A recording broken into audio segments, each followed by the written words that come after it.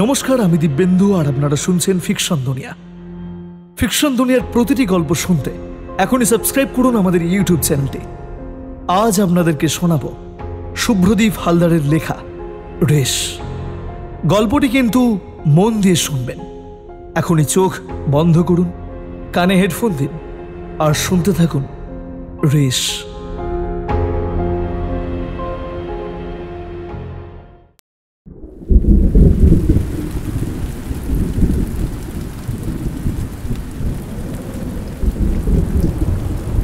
আষাঢ়ের এই দিনগুলো বড়ই আনমনা মনে হয় সুজয়ের কাছে। আজও সকাল থেকেই বৃষ্টির ছোঁয়ায় ভিজছে গোটা পৃথিবী। নতুন বিয়ে হয়েছে তার, মোটে 3 সপ্তাহ হলো। Love marriage. অহনাকে সে ছোট থেকে ভালোবাসত। একদিন তা প্রকাশ্য করল তার সামনে। অহনারও অবশ্য সুজয়কে পছন্দ ছিল, তাই দুই পরিবার তাদের সম্পর্কে আর বাধা না দিয়ে বিয়ে ঠিক করে ফেলে। কাঁচের জানলার দিকে মুখ করে সুজয় বাইরের দৃশ্য দেখতে ব্যস্ত। কখন অহনা তার পাশে এসে বসেছে তা সে বুঝতেও পারেনি। তার কাঁধে হাত রাখে অহনা। কি হলো, আজ তোমাকে এমন মনমরা দেখাচ্ছে কেন? সুজয় বাইরের লেবু গাছের দিকে তাকিয়ে উত্তর দেয়, তোমাকে একটা কথা বলার ছিল। হ্যাঁ বলো, কি হয়েছে? না তেমন কিছুই না, আসলে আমার ট্রান্সফার হয়েছে। বাহ, সে তো বেশ ভালোই। তো মশাই, এতে এরকম মুখটা বাংলার 5-এর মতো করার কি কারণ শুনি? তেমন কিছু নয়, গ্রামটা আমার ছোটবেলার সঙ্গে অনেকখানি জড়িত, তাই প্রথমে শুনে বেশ খুশি হয়েছিলাম যে আমার সেখানে ট্রান্সফার হয়েছে। সদ্য বিয়ে করে কোথায় হানিমুন যাব তা নয়, বরং আমাদের এখন সেখানেই যেতে হবে। অহনারও সুজয়ের মতো শহরেই বড় হয়ে ওঠা। গ্রাম সম্বন্ধে খুব একটা কিছু জানে না তারা। অহনা অবশ্য গ্রামে যাওয়ার ব্যাপারটাই বেশ খুশি। এই সুযোগে তাদের গ্রামের যে সতেজ পরিবেশ, সেখানে তারা প্রাণ ভরে নিঃশ্বাস নেওয়ার সুযোগ পাবে, একটা মিষ্টি পরিবেশ পাবে। তো কবে যাচ্ছি আমরা? অহনা একটু হেসে জিজ্ঞাসা করে। শুক্রবার সকাল 8টার ট্রেন, বলে সুজয়।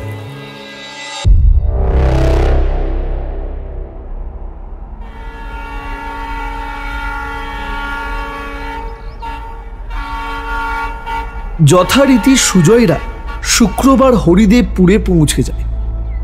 যাত্রাপথে তাদের কোনো অসুবিধা হয় না, ভালোভাবেই তারা পৌঁছে গিয়েছে।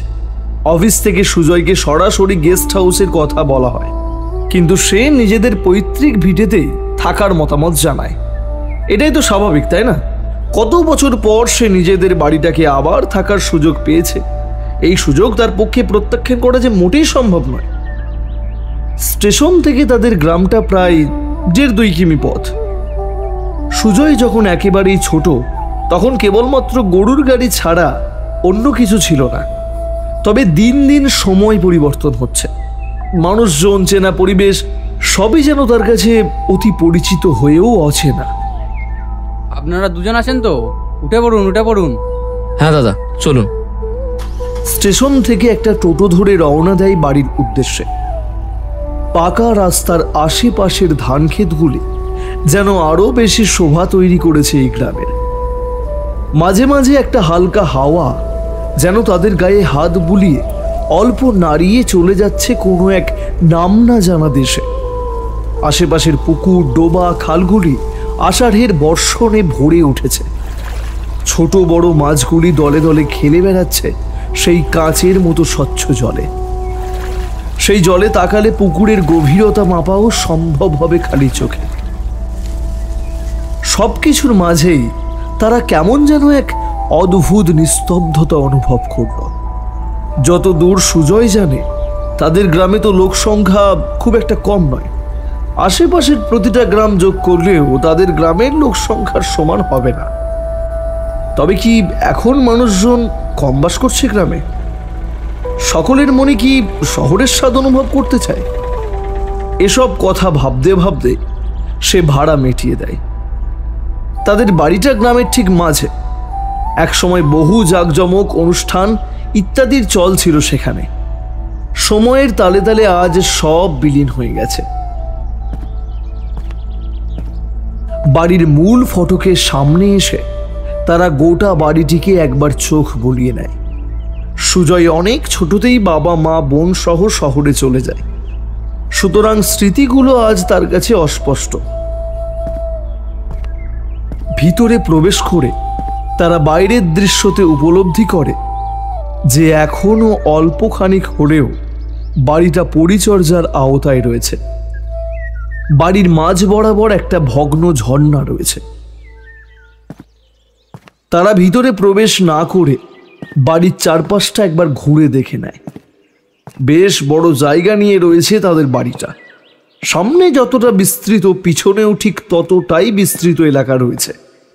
তাতে প্রায় 2 বিঘা এলাকা জুড়ে রয়েছে আম, জাম, লিচু, কাঁঠাল, কলা ইত্যাদি বিভিন্ন গাছপালায় মস্ত এক বাগান। বাড়ির পিছনের অংশে একটি ছোট পুকুরও বর্তমান। আষাঢ়ের জলে তার কানায় কানায় ভর্তি জল। জলে ছোট ছোট মাছের দল খেলে বেড়াচ্ছে। আষাঢ়ের প্রথম জলের স্পর্শে তারা যেন নতুন করে বাঁচার আশা পেয়েছে। এবার তারা এসে দাঁড়ায় ভিতরে প্রবেশের দরজায়। দরজায় সুজয় টোকা দেয়। কেউ আছেন? কেউ আছেন? দরজাটা একটা বিকট শব্দে ধীরে ধীরে খুলে যায়। অপর প্রান্তের লোকটি 2 চোখ ভরা জল নিয়ে জড়িয়ে ধরে সুজয়কে। চিনতে পেরেছ খোকা তোমার সেই রঘু দাদুকে? জিজ্ঞাসু মুখে তিনি চেয়ে থাকেন সুজয়ের দিকে। হ্যাঁ, কেন চিনবো না? ছোটবেলায় আমি তোমার কেমন ন্যাওটা ছিলাম বলো? খাওয়া, স্নান, কোনো কাজই তোমাকে ছাড়া আমার হতো না। কি ফুটফুটে মিষ্টি বউ হয়েছে আমার সুজয় দাদু ভাইয়ের। সাক্ষাৎ যেন লক্ষ্মী প্রতিমা নারায়ণের পাশে। দ্রুত তারা প্রণাম করে বৃদ্ধ ভদ্রলোককে। রঘু দাদু তাদের দোতলার বাম দিকের ঘরে থাকার ব্যবস্থা করেছে। বাড়ির প্রায় সব ঘরগুলি বন্ধ রয়েছে। শুধুমাত্র রঘু দাদু ও তার স্ত্রী মালতীর থাকার ঘরটা খোলা। আজ সুজয়দের আসার জন্য দোতলার একটি ঘর পরিষ্কার করা হয়েছে। রঘু দাদুর বউ মালতী নিজের হাতে গোটা ঘর পরিষ্কার করে সাজিয়ে তুলেছে। সুজয়দের ঘর দেখিয়ে তাদের দুপুরের খাবার ব্যবস্থা করতে চলে যায় রঘু দাদু। ঘরটা বেশ বড়। এরকম ঘর অবশ্য জমিদার বাড়িতে থাকাটা স্বাভাবিক। এই ঘরটি বাকি ঘরগুলির থেকে বেশ বড়। একটা জিনিস তুমি লক্ষ্য করেছো? কি অদ্ভুত এক নিস্তব্ধতা যেন এই গোটা গ্রামটাকে গ্রাস করেছে। কিন্তু অন্যদিকে শুধু এই গ্রাম জুড়েই কেন এমন?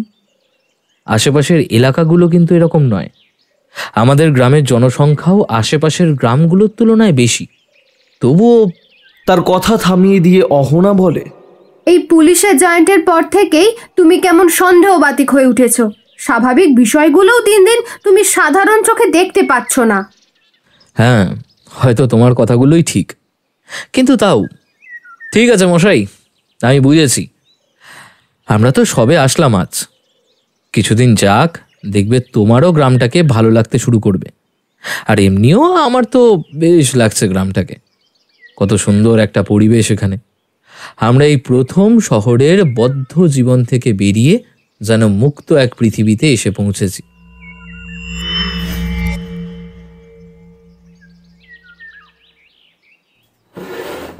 টেবিলে বসে এত সব আয়োজন দেখে দুজনেই বেশ অবাক হয়ে যায়।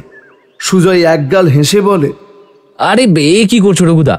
এত খাবার আমরা দুজন খাবো কি করে? রঘুদাদু একটু হেসে বলেন, এ তো সামান্য কিছু, সব তোমার পছন্দের হয়েছে। আজ সব কিছু খেতে হবে দুজনকে, না হলে ছাড় নেই দুজনের। মালতীর হাতে হাতে খাবারগুলো বেড়ে দেয় অহনা। আজ বড় তৃপ্তি করে খেয়েছে তারা। এত সুন্দর রান্না বান্না, আহ, সে রান্নার স্বাদ পেয়ে পুরো কবজি ডুবিয়ে খেয়েছে তারা। সুজয়ের মুখে একটা দুশ্চিন্তার ছাপ রঘুবাবু স্পষ্ট লক্ষ্য করেন। তিনি কথাটা খাবার টেবিলেই রাখলেন সবার মাঝে। তুমি কি কিছু নিয়ে চিন্তায় আছো সুজয় দাদু ভাই? সুজয় তার মনের অজানা চিন্তার কারণগুলো বলবে কিনা ভাবছিল, কিন্তু তার মনে হলো সবটা জানানোই ভালো হবে বোধহয়। বেশ, খুশি হলেও ধীরে ধীরে মনটা কেমন জানি খচখচ করছে। গ্রামে আসার পর থেকে বেশ কিছু অদ্ভুত জিনিসও আমার চোখে এসেছে। অহনা এগুলো বিশ্বাস করতে চায় না, সবটাই নাকি আমার মনের ভুল। এই গ্রামটাও যেন এক অদ্ভুত নিস্তব্ধতায় নিজেকে ডুবিয়ে রেখেছে। গ্রামের লোকজনও আমাদের দিকে কেমন এক অদ্ভুত শান্ত দৃষ্টিতে তাকিয়েছিল। এসব কি নিছকই আমার মনের ভুল, নাকি? এবার সে কথা থামিয়ে দেয়। ঘরে এক অদ্ভুত নিস্তব্ধতা কাজ করছে। সেই নিস্তব্ধতাকেই খান খান করে দেয় রঘুবাবুর কথাগুলি। তোমাকে হয়তো গ্রামের লোকেরা চিনতে পেরেছে। তুমি যে এই জমিদার বাড়ির উত্তরাধিকারী সেটা হয়তো তারা আন্দাজ করতে পেরেছে। এসবের পিছনে এক বড় রহস্য রয়েছে, সেসব তুমি ধীরে ধীরে জানতে পারবে। আর কয়েকটা দিন অপেক্ষা করো, সবটা তোমার কাছে পরিষ্কার হয়ে যাবে। সুজয় ফ্যাল ফ্যাল করে তাকিয়ে থাকে রঘুবাবুর দিকে। সে এখনো কিছু বুঝতে পারেনি। দাঁড়াও, আমি একটা ব্যবস্থা করছি। দ্রুত রঘুবাবু পা চালিয়ে যান ঠাকুর ঘরের দিকে। সুজয় এবার বোকার মতো একবার তাকাই অহনার দিকে। অহনা তার চিন্তা কাটানোর জন্য বলে ওঠে, তোমার জয়েন্ট কবে থেকে? সুজয় বলে, আজ থেকেই কাজ শুরু করতে হতো, কিন্তু আমি কাল থেকে যাওয়ার সিদ্ধান্ত নিয়েছি। রঘুবাবু হন্তদন্ত হয়ে পুজোর ডালাটা নিয়ে আসে। সেখান থেকে একটা ফুল নিয়ে কপালে ছুঁইয়ে দেয় দুজনের। সঙ্গে একটা মন্ত্র পড়তে পড়তে সে বিড়বিড় করে। তাদের দুজনের ডান হাতে একটা করে ধাগা বেঁধে দিয়ে বলে, এটাকে কোনো সময় হাত থেকে খুলবে না তোমরা। দেবী মায়ের এই ধাগা সকল বিপদ থেকে রক্ষা করবে তোমাদের। আকাশ আজ সকাল থেকেই মেঘে ঢাকা। মেঘগুলি আকাশে যেন ছোট বাচ্চার মতো হামাগুড়ি দিয়ে খেলে বেড়াচ্ছে এ প্রান্ত থেকে ও প্রান্তে। সারাদিন করার মতো কোনো কাজই নেই অহনার। সবটাই তো মালতী আর রঘুবাবু সামলাচ্ছে নিজের হাতে। খানিক আগেই বৃষ্টি নেমেছে, তার সঙ্গে উথাল পাথাল করা দমকা হাওয়ার দাপট। করার মতো কিছুই নেই, তাই দুজনে মিলে লুডো খেলছে তাদের ঘরে। অহনাকে অবশ্য লুডো খেলায় হারানো শক্ত। এ খেলায় তার একটা নাম রয়েছে। এই, তুমি কিন্তু চিটিং করছো। ভ্রু জোড়া কুচকে বলে অহনা। দূর, আমি কোনো শুটিং করছি না। আসলে এই প্রথমবার আমি জিতে যাচ্ছি বলে তোমার হিংসে হচ্ছে। এবার অহনা কোমরে দুই হাত দিয়ে রাগ অথচ আদুরে ভঙ্গিতে বলে, আচ্ছা যাও, আমি খেলবো না। সে মুখ ঘুরিয়ে অন্য দিকে বসে। এবার হাওয়া গরম বুঝে সুজয় তাকে আদর করতে গেলে অহনা তাকে দূরে সরিয়ে দেয়। আহা, রাগ করো না। আচ্ছা, আমি কান মুলছি, উঠবোস করছি। বাইরে কোনো এক স্থানে সজোরে কান ফাটানোর শব্দে বাজ পড়ে। অহনা বাজ পড়ার শব্দে ভীষণ ভয় পায়। সে ছুটে এসে সুজয়ের বুকে মুখ লুকোয়, তাকে আষ্টে পৃষ্ঠে জড়িয়ে ধরে। সুজয় অবশ্য মনে মনে অহনার এরূপ অবস্থায় খুশি হয়ে হেসে ওঠে। খুব তো রাগ দেখানো হচ্ছিল, এবার কি হলো? সুজয় বুকে জড়িয়ে থাকা অহনার দিকে তাকিয়ে কথাটা বলে তাকিয়ে রইল। অহনা এবার বুঝতে পারে সুজয়ের মধ্যে হঠাৎ করে একটা পরিবর্তন হয়েছে। সদ্য বিবাহিত ওরা, তাই আকর্ষণ যে কখন গভীর হয় তা বুঝতে খুব বেশি দেরি হয় না। তাছাড়া মেয়েরা এমনিতেই সমস্ত কিছু একটু বেশি বোঝে। ঝট করে সুজয়ের হাত থেকে নিজেকে ছাড়াতে যায় অহনা, কিন্তু পারে না। সুজয় তাকে টেনে নেয়, আর কি একটা অদ্ভুত আকর্ষণে কোমরের কাছটা চেপে তাকে নিজের শরীরের সঙ্গে জড়িয়ে নিয়ে নিজের ঠোঁট রাখে অহনার ঠোঁটের ওপর। এতক্ষণ ধরে একটা মেকি রাগ অহনা জড়িয়ে রেখেছিল তার ঠোঁটে, কণ্ঠে কিংবা গোটা শরীরে। এখন আর পারে না। বাঁধ ভাঙা জল যেভাবে স্রোতে ভেসে যায় নদীর দিকে, ঠিক এভাবেই অহনার মধ্যে যেন একটা কামনা হঠাৎ করে জেগে ওঠে। অহনার সারা গায়ে সুজয় লেপ্টে আসে, আর তারপর একে অপরকে জড়িয়ে ধরে কি একটা যেন খুঁজতে থাকে একে অপরের শরীরে। অহনা আস্তে আস্তে বলে, আহ, কি করছো? সবাই বাইরে আছে তো। আমার নতুন বউকে আমি আদর করব, তাতে বাইরে কার কি যায় আসে বলো তো? তাছাড়া দরজা তো বন্ধই আছে, আর যদি না থাকতো তাও। একটা হাসি ছুঁয়ে যায় সুজয়ের মুখে। অহনা বুঝতে পারে লুডো খেলা মাথায় উঠেছে। বাইরে মেঘের গুড়গুড় শব্দ শোনা যায়, আর সেই মেঘের শব্দ যেন প্রতিধ্বনিত হয় তখন বুকের ভেতরে। দ্রুত ঘন হয় নিঃশ্বাসের শব্দ। ওরা বুঝতে পারে এরপর কি হতে চলেছে। চেষ্টা করে, কিন্তু সুজনের বাহুবন্ধন থেকে নিজেকে সরিয়ে নেওয়া সম্ভব হয় না। তাছাড়া অহনা চাইও না। বাইরে বাইরে একটা মেকি রাগ দেখিয়ে চলে যাওয়ার চেষ্টা করলেও ভেতরে চায় সুজয় তাকে জড়িয়ে ধরুক।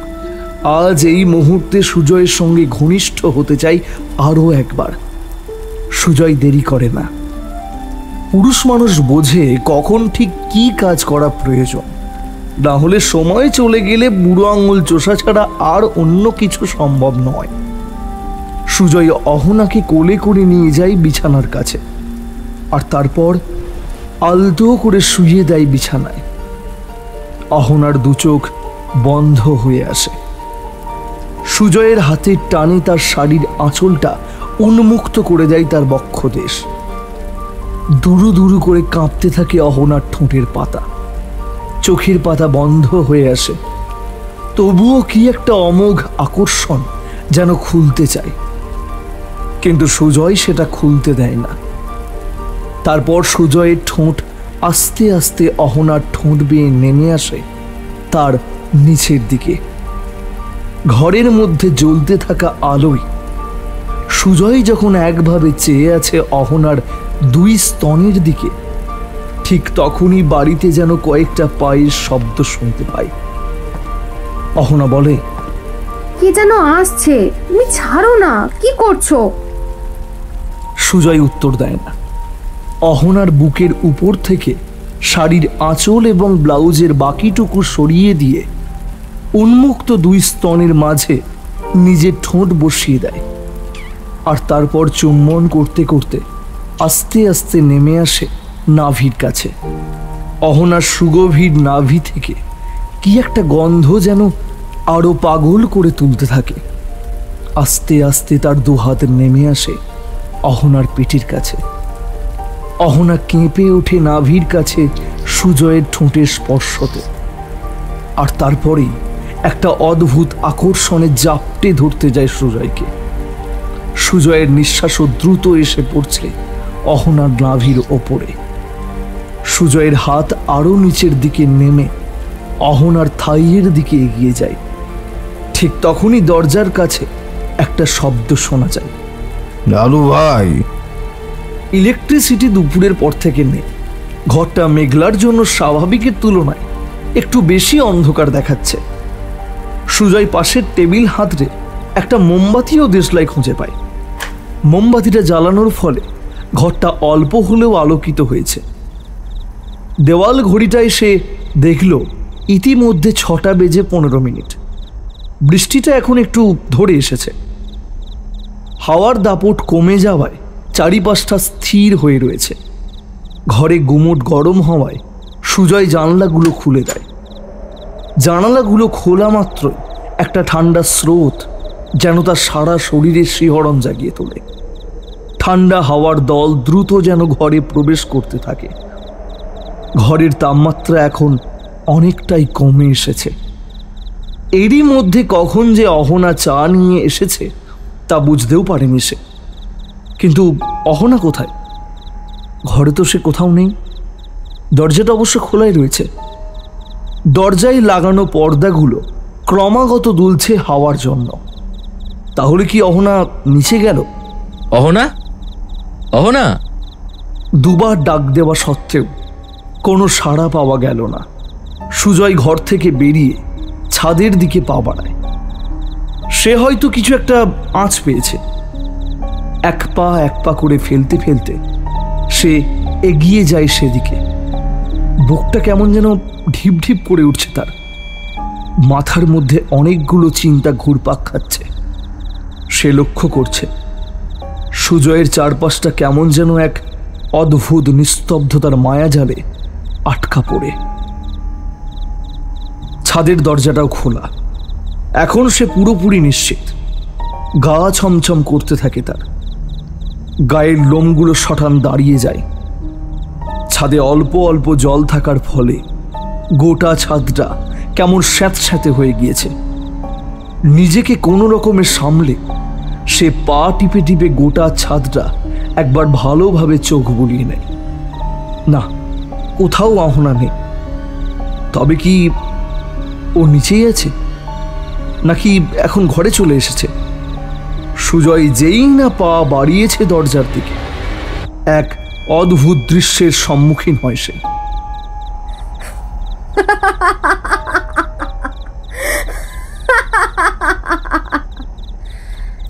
কেউ যেন বিকট শব্দে হেসে চলেছে নিজের আনমনে। সুজয় যেন এক মুহূর্তে স্তব্ধ হয়ে যায়। তার আর নড়াচড়ার শক্তি নেই। সে পাথরের মূর্তির মতো প্রাণহীন এক মূর্তিতে পরিণত হয়। এবার তার কপালে বিন্দু বিন্দু ঘামে ভরে যায়। মনে জোর এনে সে পিছন ফিরে যা দেখে তা দেখে সে ভয়ে আর্তনাদ করে ওঠে। ও মা গো, বাবা কে আছো? হৃদস্পন্দনের গতি এতটাই বেড়ে চলে যে মনে হয় এখনই হার্ট অ্যাটাক অনিবার্য। কে ও? ও তো অহনা। সে দেখে অহনার এলোমেলো চুল এলোপাথারি ভাবে হাওয়ায় উঠছে। সে ছাদের ধার ঘেঁষে রেলিংয়ের ওপরে হেঁটে চলেছে এদিক থেকে ওদিকে। তার আঁচলটা লুটিয়ে পড়েছে ছাদের জমা জলে। গোটা শরীরটা তার জলে সপ করছে। সুজয় বুকে অনেকখানি জোর এনে হাত বাড়িয়ে তাকে ডাকে। অহনা, তুমি কি করছো এখানে? পড়ে যাবে যে, নেমে আসো, নেমে আসো বলছি। কোনো উত্তর আসে না। সুজয় এবার তার কাছাকাছি যায়। তার কাঁধে হাত রেখে সে চমকে যায়। এ তো কোনো মানুষের শরীর হতে পারে না। এমন অসম্ভব ঠান্ডা কি করে হতে পারে?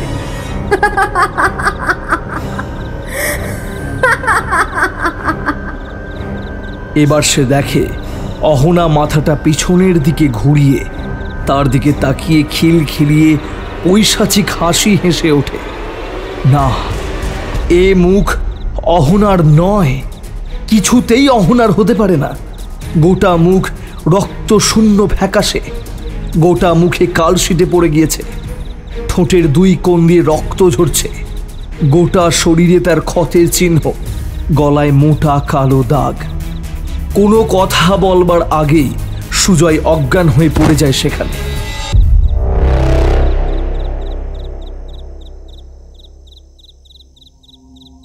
জ্ঞান ফিরে ধীরে ধীরে চোখ মেলে সুজয় দেখে সে বিছানায় শুয়ে। পাশে অহনা বসে ফুঁপিয়ে কাঁদছে। দূরে সে তাকিয়ে দেখে বিছানার অপর প্রান্তে মালতী আর রঘুবাবু। ওদেরও চোখের কোণে জল। ডাক্তারবাবু সুজয়ের হাতটা ধরে বলেন, এই এখন ঠিক লাগছে? সে ঘাড় নাড়ায়। একটা ইঞ্জেকশন দিয়েছি, রাতটা একটু বিশ্রাম নিলেই সকালে একদম চাঙ্গা হয়ে যাবেন। রঘুবাবু একটু আতঙ্কের সুরে বললেন, তোমার কি হয়েছিল বলো তো সুজয় বাবা? তুমি ছাদেও ভাবে অজ্ঞান হয়ে পড়েছিলে কি করে? সে কোনো কথা বলার আগেই তার বুকে হালকা করে দুবার ঘুষি মেরে মুখ গুজে কাঁদতে কাঁদতে অহনা বলে, তোমার কি হয়েছে? কেন এমন হচ্ছে আমাদের সাথে? কি দোষ করেছি আমরা? বলো বলো না। রঘুবাবু কোনো কথা না বলে শটান সুজয়ের ডান হাতটা চাগিয়ে দেখে হাতে ধাগাটা আর নেই। বড়ই অনর্থ হতে চলেছে। ঘোর কালো ছায়া এই পরিবারের উপর আসতে চলেছে। এই ঈশ্বর, এখন কি হবে? তোমরা এত ভেঙে পড়ো না। অহনা, আমি তো এক মুহূর্তে তোমাকে যেন হারিয়েই ফেলেছিলাম। তুমি বলো কি হয়েছিল? জিজ্ঞেস করে অহনা। আমি দেখি তুমি ঘরে নেই, তাই তোমাকে খুঁজতে গিয়ে সোজা ছাদে পৌঁছে যাই। সেখানে গিয়ে দেখি তুমি নেই, কিন্তু ফিরে আসার সময় দেখি তুমি ছাদের রেলিংয়ের ওপর দিয়ে অদ্ভুতভাবে হেঁটে চলেছ। সে যে কি ভয়ানক, আমি তা প্রকাশ করতে পারবো না। তোমায় ভেবে আমি যে কাকে দেখেছিলাম আমি ঠিক মনে করতে পারছি না। সে দৃশ্য আমি আর মনে করতেও চাই না। আর সে রাতে কিছু গলা দিয়ে নামলো না ওদের। এ বিপদ থেকে কিভাবে রেহাই পাওয়া যাবে সেটাই তখন তাদের মাথায় ঘুরপাক খাচ্ছিল। বিছানার নিচে রুদ্রাক্ষ ও দেবী মায়ের ফুল রেখে গোটা ঘরে গঙ্গা জল ছিটিয়ে শুদ্ধিকরণ করে তারপর ঘুমিয়েছিল। তবে প্রতিদিনের মতো নিশ্চিন্তে ঘুমটা তাদের আর হলো না।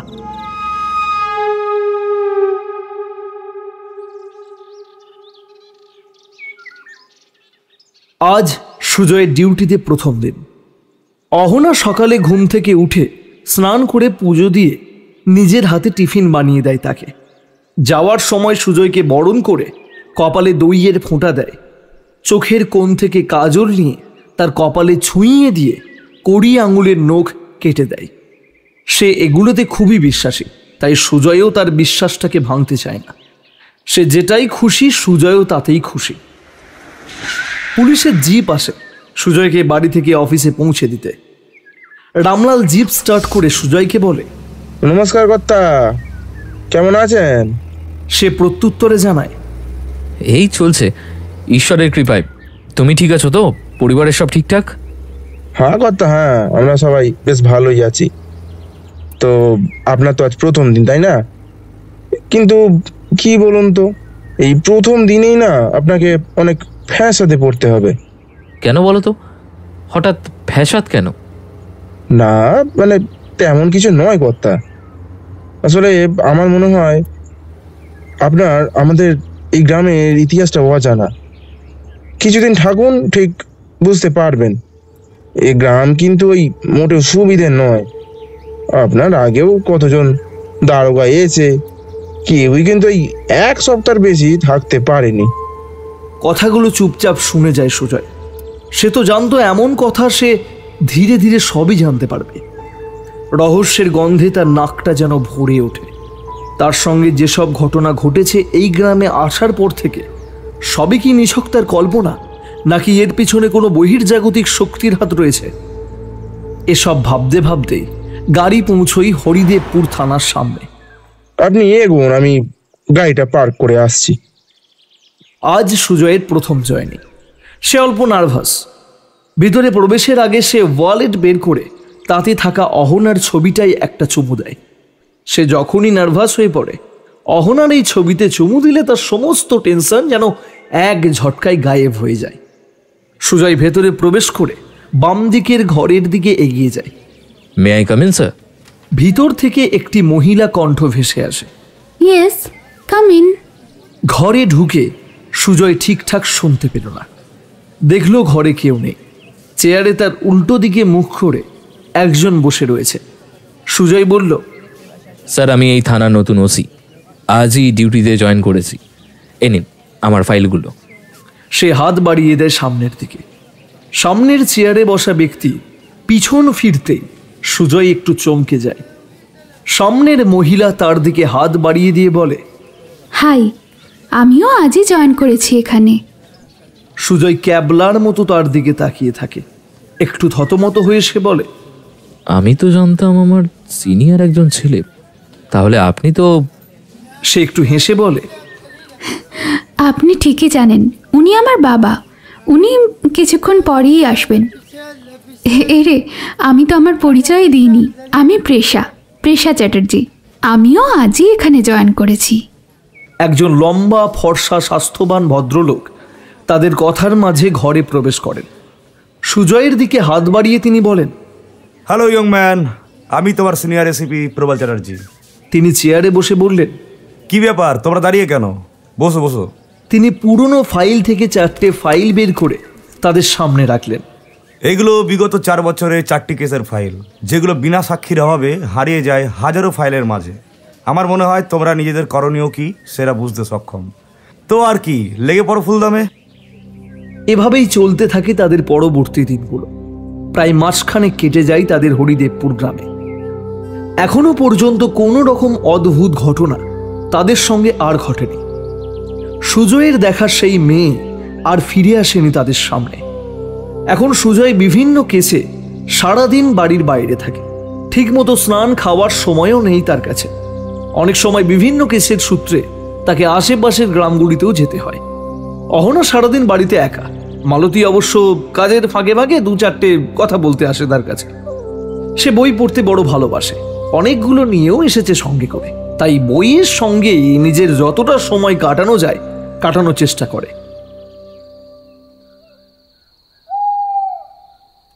রাত অনেকটা হয়েছে। প্রেষাকে তার বাড়িতে নামিয়ে দিয়ে সুজয় বাড়ির দিকে এগোচ্ছে। ঘড়ির দিকে তাকিয়ে দেখে রাত 1টা। এখন ভরা শ্রাবণ। হঠাৎই ঝমঝম করে বৃষ্টি আসার ফলে রাস্তাঘাট, পুকুর, খালবিল সব জলে একাকার। এই রাস্তাটা এখন পাকা হয়নি। মাঝে মাঝে বড় বড় গর্ত রয়েছে, তার উপর কিছু কিছু স্থানে 1 হাঁটু জল। সেই সব এড়িয়ে গাড়ি চালানোই বিরক্তিকর হয়ে উঠেছে সুজয়ের কাছে। গাড়িটা হঠাৎ একটা বিকট শব্দে দাঁড়িয়ে পড়ে মাঝ রাস্তায়। সুজয়ের মুখটা রাগে হতাশায় বেজার হয়ে যায়। এই হতভাগা গাড়িটাকেও এখনই খারাপ হতে হলো, এবার বাড়ি যাব কি করে? সে সজোরে আঘাত করে গাড়ির স্টিয়ারিংয়ে। চারিপাশ ঘুটঘুটে অন্ধকারে ঘেরা। ঝমঝমে বৃষ্টির পর ঘন কুয়াশাও জন্মেছে আশেপাশে। এই পৈশাচিক নিস্তব্ধতাকে নিমেষেই ভঙ্গ করেছে ঝিঝি পোকাদের বিকট কান ফাটানো শব্দ। সে গাড়ি থেকে নেমে এবার ইঞ্জিনটা চেক করতে থাকে। কিছুই বুঝতে পারছে না। এ তার কর্ম নয়। এখনো বাড়ির পথ অনেকটা। এই মুহূর্তে তার গাড়িতে অপেক্ষা করা ছাড়া আর কোনো উপায় যে নেই।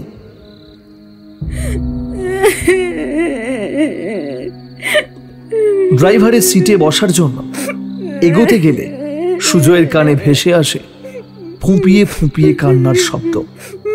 সে একটু চমকে যায়। ঘড়ির দিকে একবার চোখ পড়তেই সে দেখে ঘড়ির কাঁটা 2টো ছুঁয়েছে। এমন সময় কে কাঁদছে? ধীরে ধীরে তার শরীরে ঠান্ডার শিহরণ খেলে যায়। দূরে কোথাও যেন শেয়ালের দল ডেকে উঠছে থেমে থেমে। এবার এক নারকীয় হাসিতে ভরে গেল তার চারিপাশটা। সুজয় ভয়ার্ত দৃষ্টিতে এদিকে ওদিকে তাকাতে লাগলো। কই, কোথাও তো কেউ নেই। এমন সময় সুজয় খেয়াল করে গাড়ি থেকে কিছুটা এগিয়ে রাস্তার বাঁ পাশের বটগাছের নিচে মাথা নিচু করে কে বসে ওটা? কে এত রাতে লাল কাপড় পরে গাছের নিচে বসে কাঁদছে? সে কাঁপতে কাঁপতে কিছুটা এগিয়ে যায় সেই নারী মূর্তির দিকে। সে কাঁপা কাঁপা গলায় সেই নারীকে জিজ্ঞেস করে, কে তুমি? এত রাতে এমন ভাবে কাঁদছো কেন? কোনো উত্তর আসে না সামনের নারী মূর্তির থেকে। মাথা কাজ করছে না তার। চোখের সামনে ঘটে যাওয়া সবকিছুই তার ভুল, অবাস্তব মনে হতে থাকে। এবার সেই নারী মূর্তি জল কাদা থেকে উঠে শূন্যে ভাসতে থাকে। কোমর পর্যন্ত বিস্তৃত চুলে তার মুখ ঢাকা। সেই চুলের মাঝে থেকেই বেরিয়ে রয়েছে 2টি চোখ। না, তা চোখ নয়, কেবল 2টি সাদা বল যেন চোখের কুটিরে বসানো রয়েছে। সে চোখে না আছে হিংস্রতা, না আছে লোভ, লালসা, অহংকার, কিচ্ছু নেই তাতে। সে সুজয়ের ওপর ঝাঁপ দেয়। সে নিজেকে সামলাতে না পেরে পড়ে যায় জল কাদার ওপরে। সে ভয়ে চিৎকার করে ওঠে। সেই নারী মূর্তি সুজয়ের বুকে চেপে বসেছে। এখন সে ঠিক সুজয়ের সামনে গিয়ে এক ঝটকায় তার চুলগুলো সরিয়ে দেয়। এ কি দেখছে সুজয়? এই মুখী কি এতক্ষণ সুজয়ের দিকে চেয়েছিল? না না, কখনোই তা হতে পারে না। এ যে এক অপরূপ সুন্দরী নারী মূর্তি। চাঁদের মতো সৌজন্য রয়েছে তার মুখমণ্ডলে। তার মুখের আদলের আবার পরিবর্তন ঘটে, আবার পূর্বের চেহারায় ফিরে এলো। সুজয়ের দেহ আড়ষ্ট হয়ে এসেছে, এক বিন্দুও নড়াচড়ার ক্ষমতা তার মধ্যে অবশিষ্ট নেই। নারকীয় হাসি হাসতে থাকে সেই নারী। তার হাসির শব্দে আকাশ বাতাস থরথর করে কাঁপতে থাকে। তুই কি ভাবলি বেঁচে ফিরবি? না, তোর বংশের একটা লোকও বাঁচবে না। সব কটাকে শেষ করব আমি, না হলে যে আমার মুক্তি নেই। এবার কোনো কথা না বলে সে সজোরে সুজয়ের ঘাড়ে কামড় বসায়। চিৎকার করে ওঠে সে বিকট শব্দে। ঝড় বৃষ্টির শেষে মধ্যরাতে ঘটে যাওয়া ঘটনার কোনো সাক্ষী রইল না। গ্রামের লোকেরা তখনও অচেতন গভীর নিদ্রায়।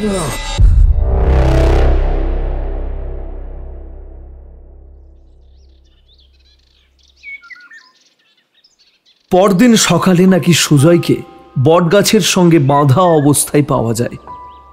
ওইরূপ অবস্থা দেখে গ্রামের লোকেদের মনে ভয় হতে শুরু করে। গ্রামের মোড়ল রামকিঙ্কর বাবু লোকজন পাঠিয়ে বাড়িতে পৌঁছে দেয় সুজয়কে। হাতে পায়ে অনেকগুলি ক্ষতের চিহ্ন স্পষ্ট। বিন্দু বিন্দু রক্ত গড়িয়ে পড়ছে সেখান থেকে। বেশ খানিকটা বেলা হয়েছে। মেঘের আড়াল থেকে সূর্য উঁকি দিচ্ছে পূর্ব আকাশে। এক গ্লাস গরম দুধ নিয়ে ঘরে আসে অহনা। সে দুধের গ্লাস নামিয়ে রাখে টেবিলে। সে জিজ্ঞেস করে, কাল রাতে তুমি কোথায় ছিলে? সুজয় কিছু একটা বলতে যাবে, অহনা তার সামনে ধরে সেই জামাটা যেটা সে গত রাতে পরেছিল। অহনা ফুপিয়ে কাঁদতে কাঁদতে বলে, তুমি যে এমন ছিলে না, কি হলো তাহলে এখন? সে মুখ ঘুরিয়ে নেয় সুজয়ের থেকে। তুমি আমাকে ভুল বুঝছো। এই লিপস্টিকের চিহ্ন কোথা থেকে এসছে আমি জানি না। কাল রাতে আমি যখন বাড়ি ফিরছিলাম তখন। ভারী গলায় রঘুবাবু বলেন, আমি তোমায় সবটা খুলে বলছি মা, তুমি ভুল বুঝো না সুজয় বাবাকে। তিনি বলতে শুরু করলেন, এ গ্রামের কোনো পুরুষ মানুষ সন্ধ্যার পরে বাড়ির বাইরে বেরোতে চায় না। সে শুধু সন্ধ্যার পরই আসে। এ গ্রামটা বহুকাল আগে ছোট ছেলে মেয়ের হইচই, হাট বাজারে লোকজনের কোলাহলে সারাদিন গম গম করত। কিন্তু আজ সেসবই এখন অতীতের ছেঁড়া পাতা। সেই ভয়ঙ্কর পাপের রেশ এখনো বয়ে চলেছে গোটা গ্রাম। কি সেই পাপ যা এখনো বয়ে চলেছে এই গ্রামে? কৌতূহলী হয়ে বলল সুজয়। সেসব কথা আমি বলতে পারবো না, শুধু এটুকু জেনে রাখো তার সঙ্গে তোমাদের সম্পর্ক রয়েছে বাবা। তিনি শেষ কথাগুলি বলে চলে যান। এই কথাগুলি স্বাভাবিক মনে হলো না তাদের। অনেকগুলি প্রশ্নের সমাধান খুঁজতে হবে তাদের।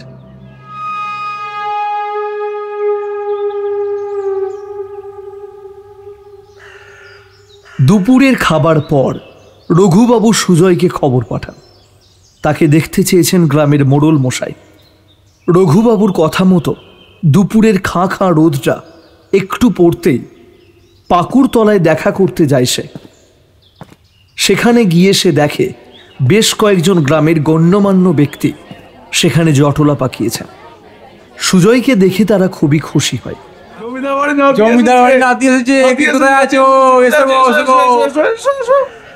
শোরগোল পড়ে যায় তাদের মধ্যে। ভিড় ঠেলে একজন সুঠাম চেহারার ভুড়িওয়ালা মাঝবয়সী লোক বেরিয়ে এসে সুজয়কে নমস্কার করে। ইনি হলেন গ্রামের মোড়ল রামকিঙ্কর চাটুর্যে। স্বভাব চরিত্রে তাকে বেশ ভালো মানুষই বলা চলে। দয়ার শরীর তার কারণে গ্রামের লোকেরা নির্দ্বিধায় থাকেন। গ্রামের লোকজনও তাকে শ্রদ্ধা করতে ভালোবাসে। বিপদে পড়লে ঝাঁপিয়ে পড়েন তিনি। সুজয় গিয়ে পাকুর তলায় বসে পড়ে। শরীর থেকে তার দরদর করে ঘাম ঝরছে। একটু জল দিন না, বড্ড জল তেষ্টা পাচ্ছে। মোড়ল মশাই শটান তার পাশে বসে একটা ঠান্ডা জলের গ্লাস তার দিকে বাড়িয়ে দেন। এক নিমেষেই সে গোটা জলটা সাবার করে ফেলে। এবার তার একটু সতেজ অনুভূতি হচ্ছে। দক্ষিণ দিক থেকে শীতল হাওয়া বইতে থাকে। পাকুর গাছের পাতাগুলো যেন ডাল ধরে এক ভিন্ন কায়দায় নাচতে ব্যস্ত। দুটি পাখি এক বিশেষ ধরনের গান গাইছে সামনের দিকে ডালে বসে।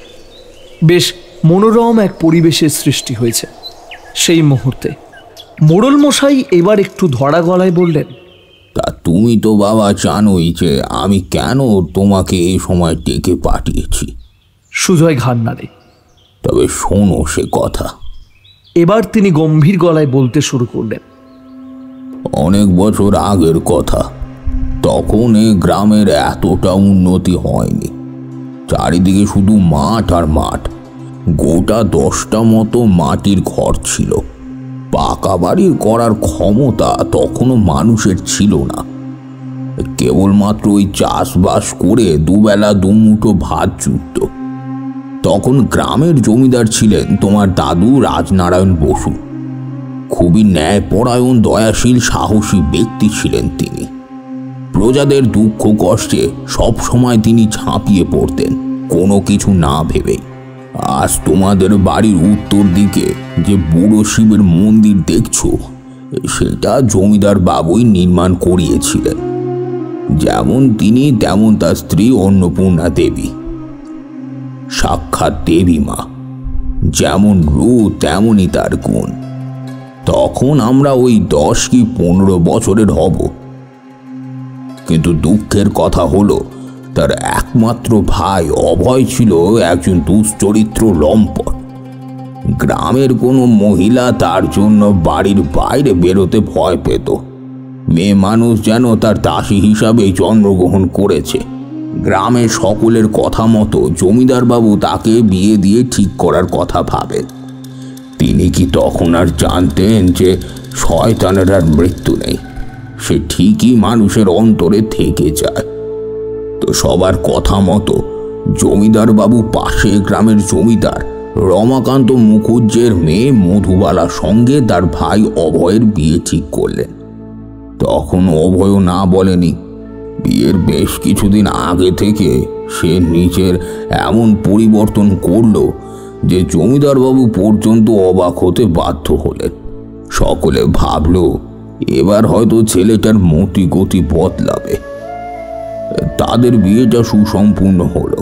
স্ত্রীর সঙ্গেও সে খুব ভালোভাবে ব্যবহার করতে থাকলো। মধুবালাও তখন একটা স্বামী পেয়ে খুব খুশি হলো।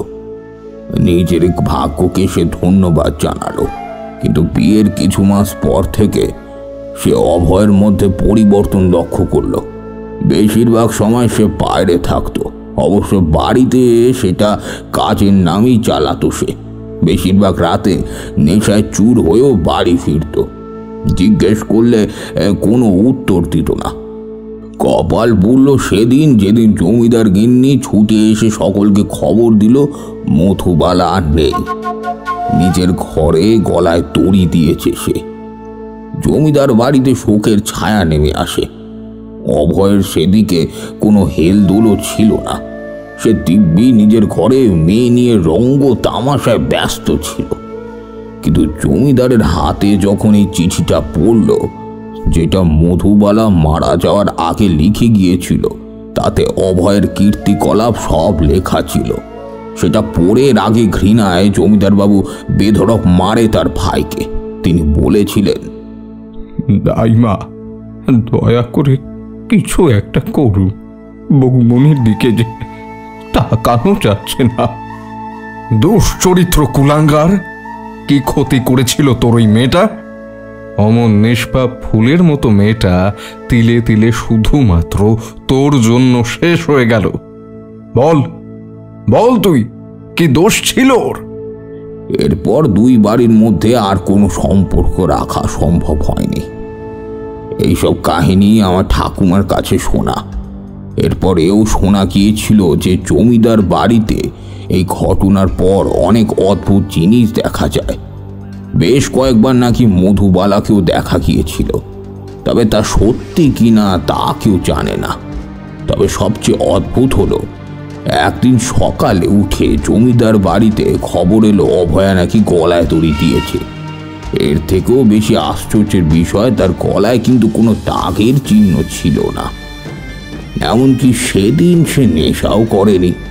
কিভাবে তার মৃত্যু হলো এই প্রশ্নের উত্তর যেন কোথাও হারিয়ে গেল।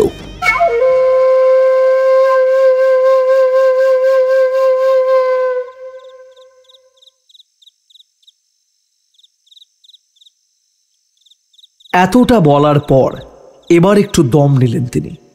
বুঝলেন এতটা বলার ফলে তিনি হাঁপাচ্ছেন। ঠান্ডা জলের গ্লাসটা ওনার দিকে বাড়াতে নিমেষে সেটা শেষ করেন তিনি। গ্রামটা সন্ধ্যার বুকে ধীরে ধীরে কখন ঢলে পড়েছে তার আঁচই পাওয়া যায়নি। আজ আকাশে মেঘ নেই বললেই চলে। পূর্ণিমার রাত, চাঁদের মিষ্টি জ্যোৎস্নায় চারিদিকে অন্ধকার কাটিয়ে বেশ স্পষ্টই দেখা যাচ্ছে। পূর্ণিমার এমন আলোয় হীরের মতো উজ্জ্বল হয়ে উঠেছে গোটা গ্রাম। সবই তো বুঝলাম, কিন্তু মধুবালার সঙ্গে আমার কি সম্পর্ক? কেন সে প্রতিনিয়ত আমাকে দেখা দিচ্ছে? বলে ওঠে সুজয়। মোড়ল মশাই নিজের গলার স্বর খাদে নামিয়ে বললেন, না, সম্পর্কটা তোমার স্ত্রীর সঙ্গে। অহনা? কিন্তু ওর সঙ্গে সম্পর্ক কি রয়েছে তার? জমিদার রমাকান্ত মুখুজ্জের একটি পুত্র ও একটি কন্যা ছিল। পুত্র রমেশ, রমেশের দুই কন্যা অহনা আর রনিতা। অর্থাৎ মধুবালা অহনার পিসি হচ্ছে। কি এখন সব পরিষ্কার তো? বলেন মোড়ল মশাই। অহনার সঙ্গে নিজের মৃত্যুর জন্য দায়ী পরিবারের ছেলের বিয়েটা সে কোনোভাবেই মানতে পারছে না। এই জন্যই সে বারংবার তোমাদের ক্ষতি করার চেষ্টা করছে। সবটা কেমন ধোঁয়াশার মতো ঠেকছে সুজয়ের কাছে। দিশাহীন চোখে সে দূর আকাশের চাঁদের দিকে তাকিয়ে থাকে। চোখের সামনে কোনো কিছুই সে বুঝতে পারছে না। কিভাবে এ বিপদ থেকে তারা রেহাই পাবে? তাদের তো কোনো দোষ নেই। একজনের ভুলের রেশ কেন বইতে হবে গোটা জমিদার বংশকে? না, কিছু তো আছেই এর উপায়। এভাবে থাকা ঠিক নয়। সবই অদৃষ্টের খেলা। কখনো সুখ, কখনো দুঃখ, এই নিয়েই তো জীবন। এখন তোমাদের সামনে বড় অগ্নি পরীক্ষা অপেক্ষা করছে। শক্ত থাকো, সব ঠিক হয়ে যাবে। রামকিঙ্কর বাবু এবার এক পলক দৃষ্টিপাত করেন রঘুবাবুর দিকে। তুমি কি দাইমা মেনকাকে খবর পাঠিয়েছ? রঘুবাবু বললেন, আগে তিনি এখন গ্রামে নেই, কিছুদিনের জন্য তীর্থযাত্রায় গিয়েছেন। বাড়ি ফিরলেই আমরা যাব ওনার সঙ্গে দেখা করতে। বাড়ি গিয়ে ডিনার করে তারপর সুজয় ওপরে যায়। দরজা খুলে ভিতরে ঢুকতেই সে ঘরের এরূপ অবস্থা দেখে পুরোই চমকে যায়। পুরো সাজানো গোছানো, টেবিলে রাখা ফুলদানিতে একগোছা রজনীগন্ধা। তার গন্ধে গোটা ঘরটা ভরে উঠেছে। রজনীগন্ধা সুজয়ের খুবই প্রিয়। বিছানাটাও ফুল দিয়ে সাজানো। সুজয় মনে মনে এটা ভালোই বুঝতে পারছে এটা অহনা ছাড়া আর কারো কাজই নয়। হঠাৎই পিছন থেকে একজোড়া হাত তার চোখ দুটো চেপে ধরে। এই একদম না, এখন চোখ খুলবে না, তোমাকে একটা সারপ্রাইজ দেওয়ার আছে। সুজয়কে নিয়ে গিয়ে সে খাটে বসায়। এবার চোখ খোলো। ধীরে ধীরে চোখ খুলে সে দেখে অহনার এক হাতে একটা কেক আর অন্য হাতে একটা গিফট। হ্যাপি বার্থডে ইন্সপেক্টর বাবু, আজ তোমার বার্থডে, সেটাও নিশ্চয়ই ভুলে গিয়েছো। বিস্মিত চোখে তাকায় সুজয়। মনে মনে বলে, সত্যি আমি এত ব্যস্ত অন্য বিষয়ে যে নিজের জন্মদিনটাও ভুলে গিয়েছি। নিজের হাতে তোমার জন্য কেক বানিয়েছি। সকাল থেকে তো এসব নিয়েই ব্যস্ত ছিলাম। পায়েসটাও অবশ্য আমিই করেছি, কিন্তু মালতী দিদি একটু হেল্প করেছে। পায়েস নিয়ে ঘরে ঢোকে মালতী। সে একটু মুচকি হেসে বলে, আজ সবটা বৌদিমণি নিজে হাতে করেছে, সবটা খেতে হবে কিন্তু। নাও নাও, এবার খাও দেখি। খেয়ে বলো কেমন হয়েছে। এক চামচ পায়েস নিয়ে সেটা প্রথমে অহনার দিকে বাড়িয়ে দেয় সে। তারপর খেয়ে বলে, অপূর্ব, পুরো মায়ের মতো। তোমাকে যে কি বলে ধন্যবাদ জানাবো কোনো ভাষা নেই আমার। তোমাকে স্ত্রী হিসেবে পেয়ে আমি সত্যিই খুশি। কত খেয়াল রাখো তুমি আমার। মাঝরাতে বেশ কয়েকবার সুজয় বাথরুমে যাওয়ার জন্য ওঠে। আজ বউয়ের রান্না বান্না সব কবজি ডুবিয়ে খেয়ে পেট বাবাজির অবস্থা খারাপ। বারবার পেট বাবাজির ডাক পড়ছে বাথরুম থেকে। চতুর্থবার বাথরুম থেকে পেটে হাত বোলাতে বোলাতে বের হয় সে। আজ এত প্রাণ খুলে খাওয়া তার উচিত হয়নি। তাদের ঘরের বড় আয়নাটার পাশ দিয়ে আসতেই তার মনে হলো কেউ যেন এক মুহূর্ত আগে ওই আয়নার ভিতর থেকে তাকে দেখেছিল। সে আন্দাজ করতে পারায় এখন সে সরে পড়ল। ঘরে একটা মিটমিটে আলো জ্বলছে। মাথার দিকে জানলাগুলো খুলে দেয় সে। একদল ঠান্ডা বাতাস হুড়মুড়িয়ে ঢুকে পড়ে গোটা ঘরে। তারা যেন এতক্ষণ সুজয়ের জানালা খোলাটার অপেক্ষায় ছিল। জ্যোৎস্নার জন্য ঘরটাও বেশ আলোকিত হয়েছে। এখন আর ঘরের আলো জ্বালানোর প্রয়োজন নেই। সুজয় ফিরে বিছানায় আসতে যাচ্ছিল, এমন সময় তার নজর পড়ল বাইরের দৃশ্যটা। সে জানালা দিয়ে বাইরে তাকালো। না, সে তো ভুল দেখছে না। অহনা? কিন্তু এত রাতে ও বাড়ির পেছনের দিকে কোথায় যাচ্ছে?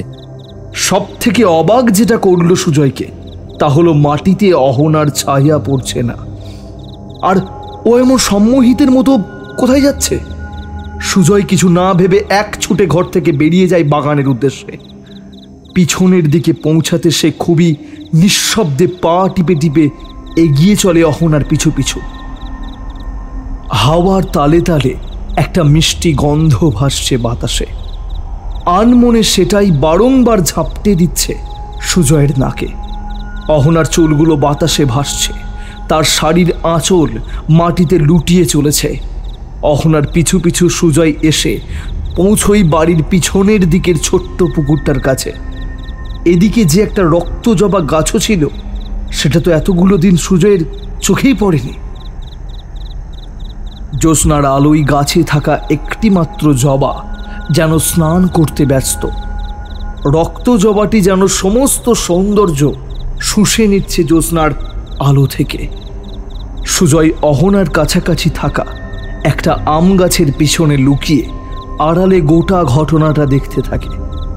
অহনা রক্ত জবা গাছের কাছে পৌঁছে একবার খুবই সন্তর্পণে চারিপাশটা দেখে নেয়।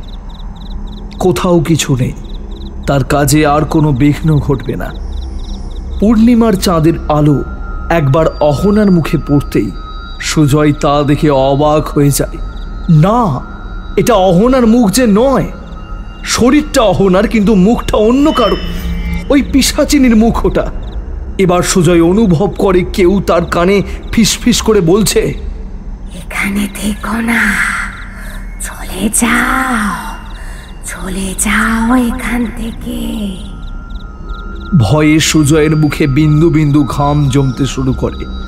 তবুও সেই চুপি সারি নিজেকে স্বাভাবিক রেখে দেখে অহনা কি করছে। সে এক দৃষ্টে দেখে অহনা জবা গাছটাকে উবড়ে ফেলে তার নিচের মাটি খুঁড়ছে। হঠাৎ সে বিকট শব্দে খিলখিল করে হেসে ওঠে। কি ভয়ঙ্কর সে হাসি! না, তা কোনো ভাষায় বোঝানো অসম্ভব। তার হাসির শব্দে মধ্যরাতের সমস্ত নিস্তব্ধতা এক নিমেষেই খান খান হতে থাকে। গর্ত খুঁড়ে তার মধ্যে দুই হাত প্রবেশ করিয়ে কি যেন একটা বের করে নেয়। সুজয় একটু লক্ষ্য করতেই দেখে জিনিসটা কেমন যেন একটা ঘটের মতো ঠেকছে। ঘটের মুখটা লাল কাপড় দিয়ে মোড়া। কি থাকতে পারে ওই ঘটের মধ্যে? আকাশ পাতাল ভাবতে থাকে সে। দ্বিতীয়বার সে দেখে পিশাচিনী বাঁকা হাসি হেসে ঘটের লাল কাপড়টা খুলে ফেলে। তারপর কি যেন একটা সেখান থেকে বার করে নিজের মুখে, হাত পা সারা শরীরে ঘষতে থাকে। এবার সেটা আবার আগের মতো মাটি চাপা দিয়ে গাছটা পুঁতে দেয় নির্দিষ্ট স্থানে। সুজয় সেখান থেকে উঠতে যাবে, এমন সময় পা হড়কে পড়ে যায়। মাথাটা শটান একটা ইটে পড়ে কেটে যায়। মুখ বুজে যন্ত্রণায় কাতরাতে থাকে সে। যন্ত্রণায় তার সারা শরীর অবশ হয়ে যায়। চোখের সামনেটা ঝাপসা দেখতে থাকে সে। জ্ঞান হারায়।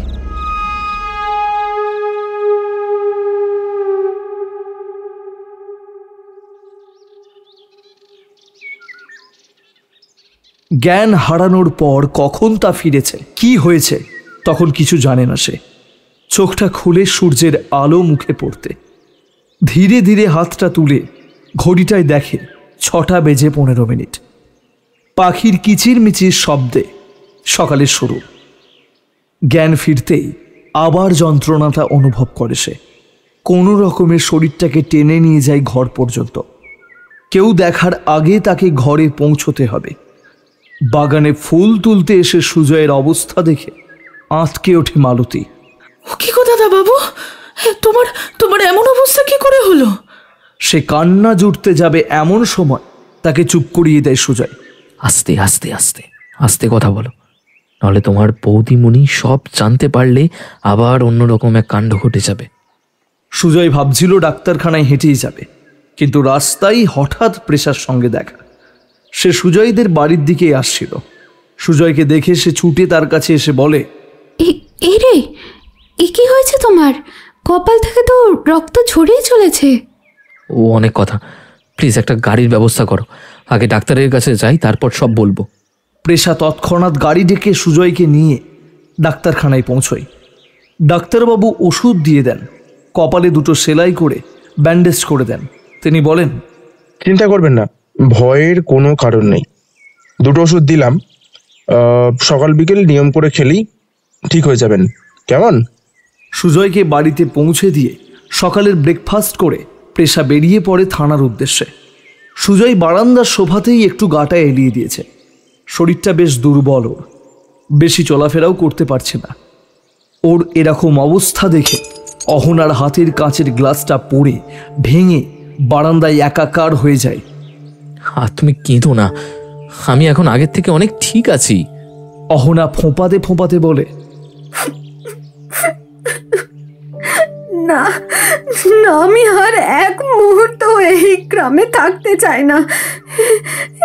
এখানে আসার পর থেকেই প্রতিদিন কিছু না কিছু ঘটছে, আর আজ তোমার এই অবস্থা। সে আর কিছু বলতে পারে না, তাকে বুকে টেনে নেয় সুজয়। সে বলে, না, এত সহজে এর শেষ না দেখে আমি এই গ্রাম ত্যাগ করব না। দেখাই যাক না ওই পিশাচিনি আর কি কি করতে পারে। সে ভাবছিল রাতের ঘটনাটা অহনাকে বলবে কিনা, কিন্তু সেটা বলা ঠিক হবে না। এটা ভেবে চুপ করে যায় ব্যাপারটা। কিছুদিন এভাবেই কাটল। পিশাচিনির কোনো রকম উপদ্রব আর দেখা গেল না। এই কদিনের মধ্যে খোঁজ করে জানা যায় দাইমা এখনো ফেরেননি। রঘুবাবু অবশ্য ওনাকে সোজাসুজি জমিদার বাড়িতে আসার খবর দিয়ে আসেন। এখন শ্রাবণের প্রায় মাঝামাঝি দিক, ভরা শ্রাবণ যাকে বলে। টানা 3 দিন ধরে অবিরাম বর্ষণ হয়েই চলেছে। বৃষ্টি ধরার কোনো উপক্রমই নেই। বেশ কয়েক বছর এমন ধারা বর্ষা দেখা যায়নি। গ্রামের ফসলের জমিতে জলের বেশ প্রয়োজন ছিল ঠিকই, কিন্তু এ যা বৃষ্টি, তাতে সব জমি ডুবে না যায়। বিকেল হতেই বৃষ্টি খানিকটা ধরে এলো। আজ অহনার জন্মদিন। সুজয় ভেবেছিল বিয়ের পরে অহনার প্রথম জন্মদিনটা নিজ হাতে একটু ভালো করে করবে, 2 মা বাবা বোন সবাইকে নিয়ে পালন করবে। কিন্তু তার হলো কোথায়? প্রচণ্ড বৃষ্টির জন্য ভেস্তে গেল। যারা আসতে পারলো না, তবে ওরা জানিয়েছে কিছু দিনের মধ্যেই আসবে। সুজয় নিজের মতো করেই জন্মদিনের আয়োজন করেছে। আজ সকাল সকাল প্রেসা আর ওর বাবা মাও এসে উপস্থিত। দাইমাকেও অবশ্য স্টেশন থেকে গিয়ে নিয়ে এসেছে সুজয়। রাতের খাওয়া দাওয়া সেরে জমিয়ে আড্ডায় বসেছে সবাই মিলে। কাজ বাজ করে আর সময় কাটানো হয়ই না। দাদু ভাইকে দেখে তো প্রাণ ভরে গেছিল। অহনার জন্মদিন বলে কথা। কি অহনা? তোমাকে ছাড়া সব অসম্পূর্ণ। বৃষ্টিটা আবার বেশ জাঁকিয়ে বসেছে। বৃষ্টি পড়ার শব্দ আর বাকি শব্দগুলোকে ঢেকে দিয়েছে। তার উপরে আর এক অশান্তি, ইলেকট্রিসিটি নেই। গ্রাম বাংলায় এই এক জ্বালা। একটু বৃষ্টি হলো কি হলো না, ইলেকট্রিসিটি ফুরুত। উফ, বড় একটা মোমবাতি জ্বালানো হয়েছে। অন্ধকারকে হঠাতে সে নিজের যথাসাধ্য চেষ্টা চালাচ্ছে। সুজয় বেশ কিছুক্ষণ দাইমার দিকে তাকিয়ে রয়েছে। তিনি একটানা চোখ বন্ধ করে কিছু একটা বলে চলেছেন। সবাই একে একে ওনাকে প্রণাম করবে। তিনি অবশ্য একজন বড় সাধিকাও বটে। এতদিন তিনি তারাপীঠ, কালীঘাট, দক্ষিণেশ্বর সহ বিভিন্ন মায়ের স্থানের দর্শন করতে গিয়েছিলেন। রঘু দাদু কিছু বলার আগেই তিনি বলেন, জানি রে পুত্র, তুই আমাকে আর কি জানাবি? এই তো যে মধুবালা কেন সুজয়দের পিছনে পড়ে আছে, সব বলবো, একটু ধৈর্য ধর। সুজয় অহনা দুজনেরই হাতটা দেখেন দাইমা। তিনি কাঁপা কাঁপা গলায় তার ভাইয়ের উদ্দেশ্যে বলেন, কালকের মধ্যে তুই যজ্ঞের আয়োজন করবি।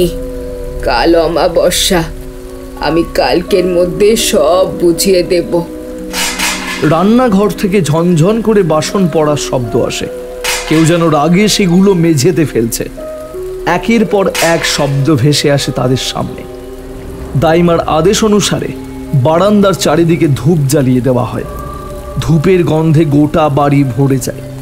এবার দাইমা নিজের ঝুলি থেকে এক মুঠো মাসকলায় ধূপদানিতে ঢেলে দিয়ে বলেন, কোনো ভয় নেই, যতক্ষণ আমি জীবিত আছি ও তোমাদের কোনো ক্ষতি করতে পারবে না।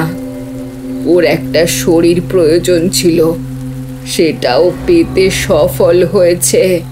এবার তিনি অহনার দিকে আঙুল দেখিয়ে চোয়াল শক্ত করে বলেন, অহনার আঁশ পাতলা, তাই খুব সহজেই সে বশে আনতে সক্ষম হয়েছে অহনার শরীরটাকে। দাইমা এবার উঠে দাঁড়িয়ে হাতে থাকা ত্রিশূল তাক করেন অহনার দিকে।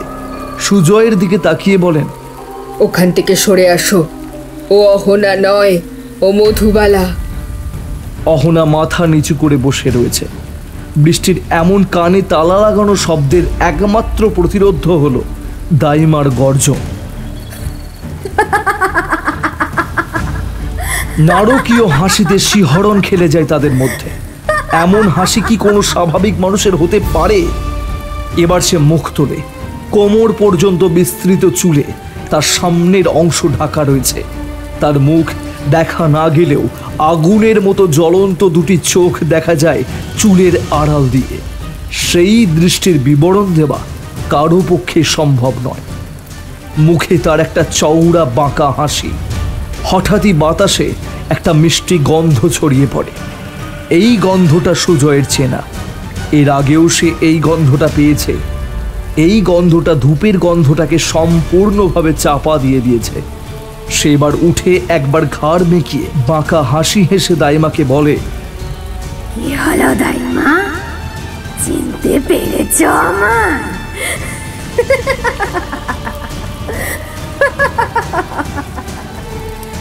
আবারও সে তার রক্ত জল করা হাসি হেসে ওঠে। ধীরে ধীরে তার মুখ পাল্টে যায়। এখন সে আর অহনা নয়, তার বদলে আমাদের সামনে উপস্থিত হয়েছে মধুবালা। কি বিভৎস সে চাহনি, রাতের ঘুম কেড়ে নেওয়া হাসি। সকলে ভয়ে জড়সড় হয়ে যায় দাইমার পিছনে। কোনো ভয় নেই, এই পিশাচিনি তোমাদের কোনো ক্ষতি করতে পারবে না। এবার পিশাচিনি গিরগিটির মতো দেওয়াল বেস সিলিংয়ে উঠে যায়। উল্টো হয়ে ঝুলে থাকা অবস্থায় সে তার হাত দুটি প্রসারিত করে চেপে ধরে দাইমার গলা। কোনো রকম সাড়া শব্দ না করে তিনি মন্ত্র আওড়াতে থাকেন। দাইমা এবার মেঝে থেকে এক হাত উপরে শূন্যে ঝুলন্ত অবস্থায় রয়েছেন। বাইরে দুবার সশব্দে বাজ পড়ে। গোটা হরিদেবপুর গ্রামে যেন এক বহির্জাগতিক শক্তি নিজের তাণ্ডব লীলায় উন্মত্ত। দাইমা এবার চোখ খুলে নিজের সর্বশক্তি দিয়ে পিশাচিনীর হাত দুটো চেপে ধরেন। নিজের সর্বশক্তি প্রয়োগ করে তাকে মেঝেতে আছড়ে ফেলে দেন। সে মেঝেতে লুটিয়ে পড়েছে। দেব তৎক্ষণাৎ তাকে বন্দি করতে গেলে পিশাচিনীর এক ঝটকায় সে ছিটকে পড়ে মেঝেতে। পিলারের কোণে লেগে তার কপাল ফেটে গড়গড়িয়ে রক্ত ঝরতে থাকে। সে দেবের দিকে এগোতে গেলে দাইমা তার ঝুলি থেকে একটা তাবিজ বের করে পিশাচিনীর কপালে চেপে ধরেন। সে আবারও গলা টিপে ধরে দাইমার। বহু চেষ্টাতেও কোনো লাভ হয় না। সে যন্ত্রণায় কাতরাতে থাকে। ছেড়ে দাও, ভীষণ জ্বালা, সব চলে গেল, সারা শরীর জ্বালা করছে। তীব্র স্বরে সে চেঁচিয়ে ওঠে। তীব্র যন্ত্রণায় ছটফট করতে করতে এক সময় অহনার শরীরটা নেতিয়ে পড়ে মেঝেতে। দাইমা একটা বড় দীর্ঘশ্বাস ছেড়ে বলেন, কেউ এটা ভেবো না যে ও একেবারে বিদায় নিয়েছে, কিন্তু আপাতত বিপদ কিছুটা কমলো। অহনার শরীরটাকে সোফাতে ভালোভাবে শুইয়ে দেয় সুজয়। তার মাথায় মৃদুভাবে হাত বুলিয়ে দেয় সে। অনেক ধকল যাচ্ছে মেয়েটার উপর দিয়ে। সুজয়ের যেন চোখ থেকে এক বিন্দু জল গড়িয়ে পড়ে অহনার গালে। সে এখন গভীর নিদ্রায় আচ্ছন্ন। সেই রাতে তাদের কেউ যেন ঘুমটা শুষে নিয়েছিল। বারান্দাতেই বিছানা করে ঘুমানোর বন্দোবস্ত করা হয়। চোখে ঘুম নেই, আছে শুধু সাক্ষী হয়ে দেখা এতক্ষণের গোটা ঘটনাটা। চোখ বন্ধ করলে সে যেন ঘুমের মধ্যেও কাছে এসেছে বলে মনে হচ্ছে। বোধহয় মধ্যরাতের দিকে বৃষ্টিটা একটু ধরে এসেছিল। কখন যে চোখ লেগে আসে বুঝতে পারেনি কেউ।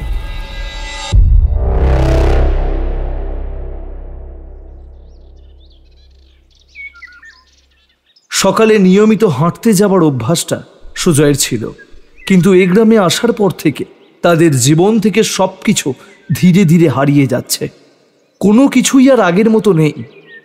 হঠাৎ যেন একটা ঘূর্ণিঝড় এসে তিলে তিলে গড়ে তোলা সাজানো সংসারটা ভেঙে ফেলল।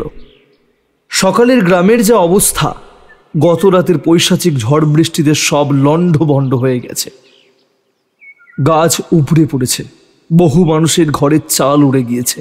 বিধ্বংসী ঝড়ের দাপটে ওলট পালট হয়ে গেছে গোটা গ্রাম। ব্যালকনিতে বসে কি জানি আকাশ পাতাল ভাবছিল সুজয়। পিছন থেকে একটা হাত তার কাঁধে রাখতেই হুঁশ ফেলে তার পিছনে প্রেষা এসে দাঁড়িয়েছে। ওর মুখ দেখে আগের থেকে একটু স্বাভাবিক লাগছে। কি হলো? কফিটা যে ঠান্ডা হয়ে যাবে, খেয়ে নাও চটপট। কফি থেকে গরম ধোঁয়া কুণ্ডল আকারে উঠতে থাকে। সুজয়ের পাশের চেয়ারে বসে প্রেষা সামনের নারকেল গাছটার দিকে তাকিয়ে বলে, আমি বুঝতে পারছি তোমার মনের অবস্থা, চিন্তা করো না। দাইমা বললেন তো আজ সব ঠিক হয়ে যাবে, শুধু সঠিক সময়ের অপেক্ষা। নতুন বিয়ে হয়েছে, ভেবেছিলাম নতুন জায়গায় এসে জমিয়ে সংসার করব, কিন্তু কি কপাল, আমাদের ভাগ্যের ফেরে এমন সমস্যায় পড়তে হলো। সবই কপাল। সারাদিন কোনো রকমে ঘড়ির কাঁটার দিকে চেয়ে সময় অতিবাহিত করল তারা। বুকের মধ্যে ভয়, কৌতূহল, অজানা রহস্যের আতঙ্ক সবকিছু জটলা পাকাচ্ছে। প্রেষার মা বাবাকে এসবের মধ্যে জড়ানো ঠিক না ভেবে তাদের বাড়ি পৌঁছে দেয়। প্রেষাকেও পাঠাতে চেয়েছিল, কিন্তু নেহাতর জোড়াজুড়িতেই ও থেকে গেল সেখানে।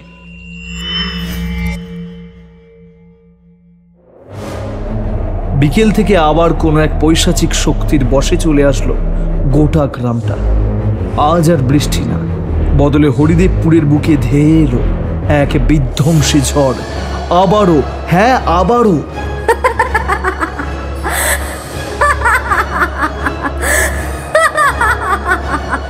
সেই নারকীয় হাসি ভেসে আসছে হাওয়ার সাথে সাথে। বাড়ির ভিতরের জিনিসপত্র কেউ যেন ইচ্ছাকৃতভাবে ছুঁড়ে ফেলছে এলো পাথারি ভাবে। দাইমার সময় নষ্ট না করে যজ্ঞের কাজ শুরু করে দিয়েছেন।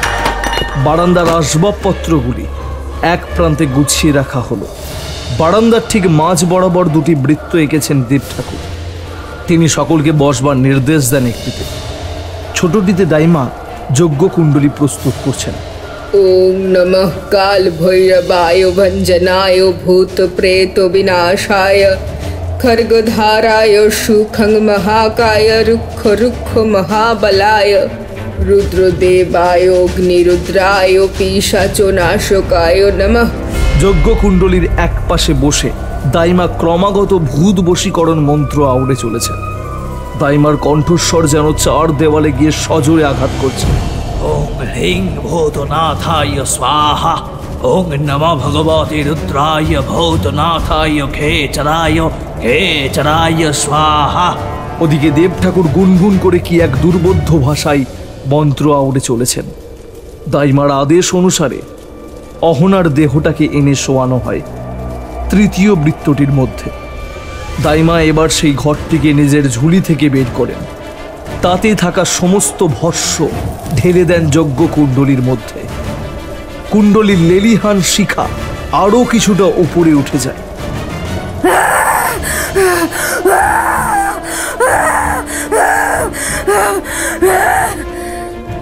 একটা আর্তনাদ ভেসে আসে অহনার দিক থেকে।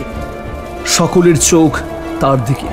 প্রচণ্ড যন্ত্রণায় ছটফট করছে সে, এলো পাথারিভাবে হাত পা ছুটছে সে। অহনার করুণ অবস্থা আর সহ্য করতে পারছে না সুজয়। নিজেকে বড় অসহায় মনে হয় তার। অহনার এরকম অবস্থা আর সহ্য করতে পারছে না। চুপচাপ পাথরের মতো নীরবে শুধু কেঁদে যাচ্ছে। দাইমা তার সর্বশক্তি দিয়ে শূন্যে তুলে ধরেন। তিনি জিজ্ঞেস করেন, বল বল তুই কি চাস? কেন তুই অহনার শরীরে আশ্রয় নিয়েছিস? বল বল তাড়াতাড়ি। বলবো না।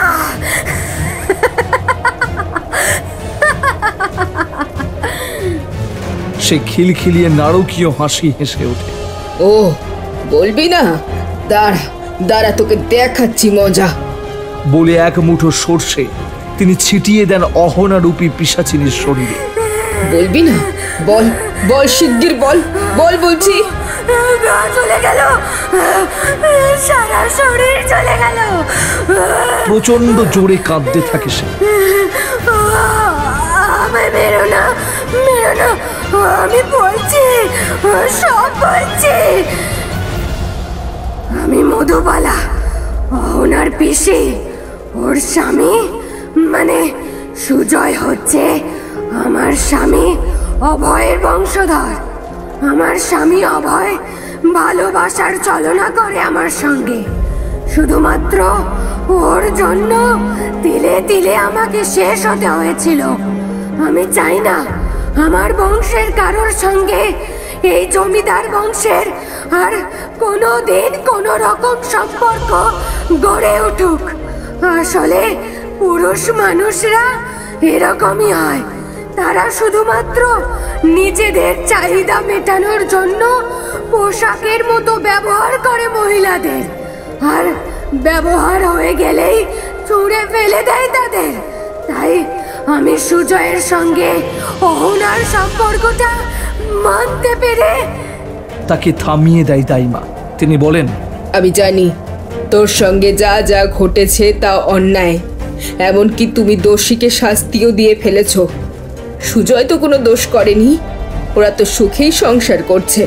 সে বলে, হ্যাঁ, ভুলটা আমারই, তার জন্য আমি ক্ষমা চাইছি। আমি এখনই ইহলোক ত্যাগ করে একেবারের মতো চলে যাব।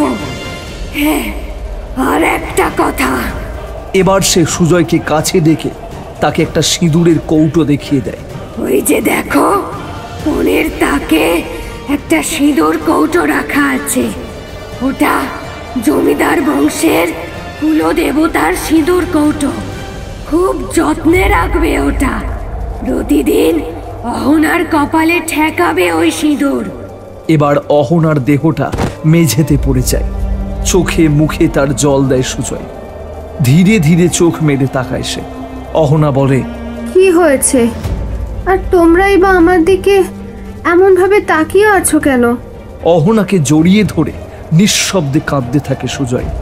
একটা দীর্ঘ স্বস্তির নিঃশ্বাস ফেলেন দাইমা মেনকা। তিনি বলেন, এখন আর কোনো ভয় নেই।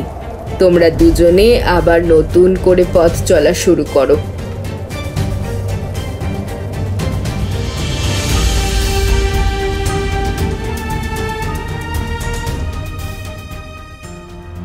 তাহলে আপনারা শুনলেন আমাদের আজকের বিশেষ নিবেদন, শুভ্রদীপ হালদারের লেখা রেশ। আর আজকের গল্পে অহনা এবং মধুবালা চরিত্রে ছিল দুর্বা, সুজয়ের চরিত্রে সৌরভ রায়, টোটোবালার চরিত্রে অরিত্র পান, রঘু দাদুর চরিত্রে অভিক সাহা, ডাক্তারবাবু এবং রামলালের চরিত্রে রূপম, প্রেষা চ্যাটার্জির চরিত্রে দেবস্মিতা, প্রবাল চ্যাটার্জির চরিত্রে বাউল শিল্পী সন্দীপ দাস, মোড়ল মশাইয়ের চরিত্রে দিব্যেন্দু দাস, রাজনারায়ণ বসুর চরিত্রে অভিক, মালতীর চরিত্রে সৃষ্টি, দাইমার চরিত্রে বর্ণালী এবং অন্যান্য চরিত্রে আমি দিব্যেন্দু। এছাড়াও গল্প পাঠেও রয়েছি আমি। যাই হোক, আজকের টোটাল গল্পটি কেমন লেগেছে আমাদেরকে কমেন্ট সেকশনে জানাতে ভুলবেন না। আর আপনারা কে কোথা থেকে দেখছেন নিশ্চয়ই জানান আমাদের কমেন্টে। ঠিক আছে, তো চলো পরের সপ্তাহে আবার আসছে একটি নতুন থ্রিলার গল্প নিয়ে। টাটা। আর কে কি ধরনের গল্প শুনতে চাও সেটাও কিন্তু আমাদেরকে জানিও কমেন্টে। ঠিক আছে, চলো টাটা, দেখা হচ্ছে পরের সপ্তাহে।